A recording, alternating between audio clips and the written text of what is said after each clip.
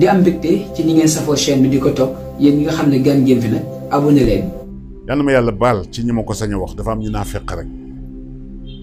waaye Macky Sall moom ci boppam moo waxoon fii ni nul ne peut faire plus de consécutif. du loolu la waxoon. réew mi kenn mënatu fi toog lu ëpp ñaari mandat dañ ko bind mu leer nañ nul ne peut faire plus de 2 mandats consécutifs. gor ca wax ja man li ma koy wax man Habib Sy la ma gëm mooy bu mu ko sax jéem c'est mon avis personnel. su ko jéemee ci li ma xalaat yàlla bu ñu fa yegg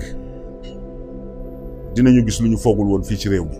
sama xalaatu bopp la nag loolu. di nga gis li ñu foogul woon itam dund nañu li ni mel mars tey jii ñu bëri itam rawatina kujje bi jàpp ne suñu l'armée bi suñu ay takk der dañu nekk bras armé wu nguur gi tey jii kàddu gu mujj gi rek tey si ñooñu nga xamante ne bokk nañ ci lu waral stabilité réew. yan kàddu nga leen di dénk sëñ bi. ñooñu dama leen di wax ne ñun ñëpp ay sénégalais lañu yàlla nag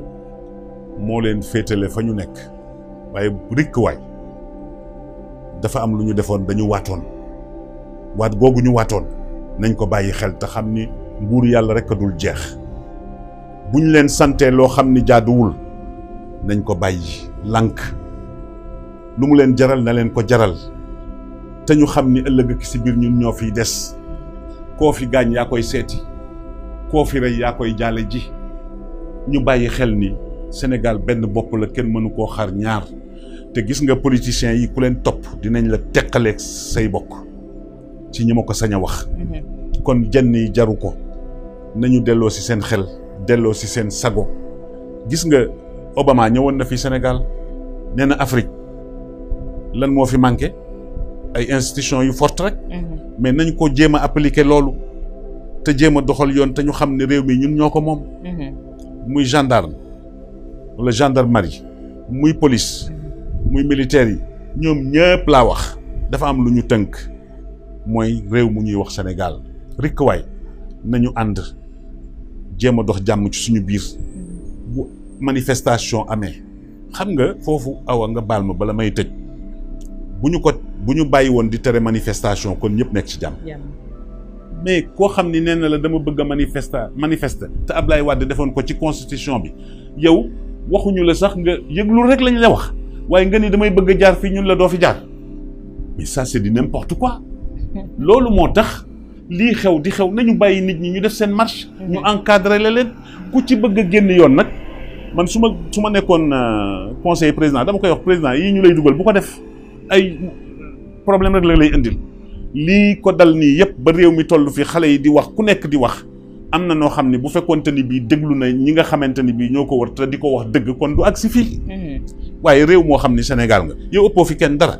yow li nga am yëpp sénégalais yi ñoo xëy jox la ko bés ak fi nga jaar yëpp ñu fexeel la ba tàyyi ñu ànd ak yow bu yàlla seetaanoon mu ñaaw kon boo demee ba tey jii ñu ni la wiiw boo xalaatee da nga war a xool sa rétroviseur xool ba xam lan moo tax ma jot ci lii yan pexe lañ ma tëraloon lan laa doon waxanteeg askan wi depuis démb ak bërki démb bi ma ak seegul kon bu ma xasee ba egsi nan laa war a mën a def loolu laa jàpp ni awa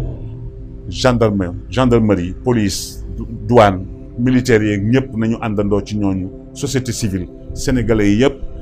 góor ak jigéen mag ak ndaw ñu ñaan yéenante jàmm awa di wax jàmm te di dox jàmm te bàyyi jaay doole gi jaay doole jigul nit yàlla rek la jig ku ko fiy def ani Senghor tey ani Abdou Diouf ani président Ablaye Wade ana wallaay ak ñi ñu àndaloon ñëpp déggati nga ci kenn ñii ñëpp dañuy xëy dem bu ñu génnee nag nañu xalaat waaye nag c'est dommage parce que kii xalaat dafay fekk mu am tuuti lu muy bañ ci xolam ak lu muy jomb am ngëm-ngëm malheureusement tel n'est plus le cas ici au Sénégal. jërëjëf sëñ Habib ñu amoon mbégte lool feggoog yow ci waxtaan gi am na solo yaakaar naa ne borom noppu gar mi dinañu dégg kàddu yi pour mën koo jëfee ngir ñu àgg ci stabilité ndax